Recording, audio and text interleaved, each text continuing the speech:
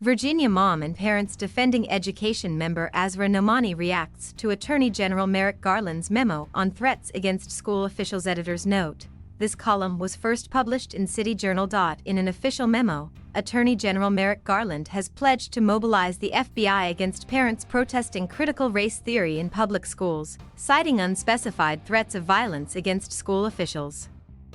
Garland's memo follows a National School Boards Association request that the Biden administration investigate threats to school board members and classify sometimes heated parent protests as domestic terrorism.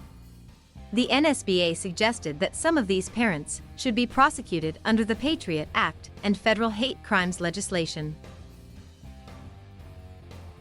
The School Board Association letter, however, is riddled with falsehoods, errors, and exaggerations.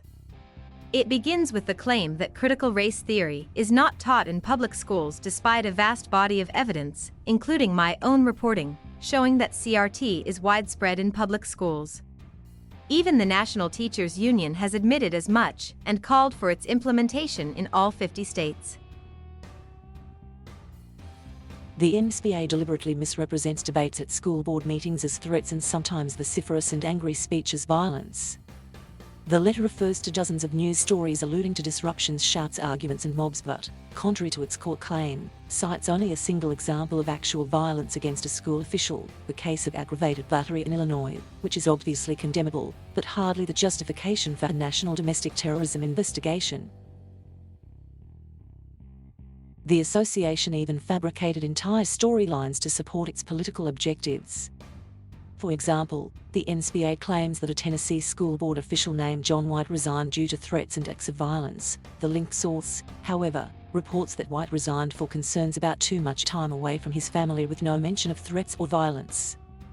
Still, despite the School Board Association's flimsy pretext, the Biden administration appears to be doing its bidding. Garland's memo instructs the FBI to coordinate with federal, state, local, tribal, and territorial law enforcement to develop plans to discourage these threats, identify them when they occur, and prosecute them when appropriate. NSBA Director Chip Slavin and National Teachers Union President Randy Weingarten immediately praised Garland's aggressive actions. This is a deeply politicized and dangerous escalation in the debate about critical race theory in public schools.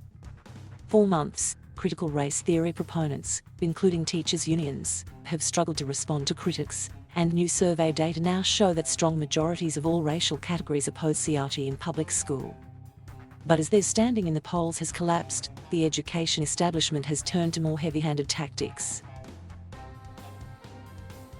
The purpose of mobilizing the FBI is not only to monitor dissent but to subdue it.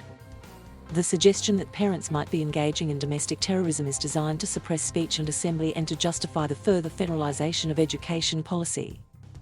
In congressional testimony last week, Education Secretary Miguel Cardona refused to say that parents are the primary stakeholders in their children's education. This week, Attorney General Garland is attempting to drive an even bigger wedge between parents and public schools. Parents should not let this overreach deter them from speaking out against critical race theory in their schools. The Biden administration has raised the stakes so that this fight is no longer only about CRT, it is about protecting the basic rights of speech, assembly, and voter control over the country's public institutions. The grassroots revolt against critical race theory is proof that the American people still have the instinct for self-rule.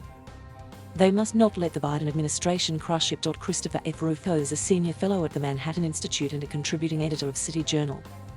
Follow him on Twitter at @RaulChrisRUFO and sign up for his newsletter. Thank you for watching. Please subscribe.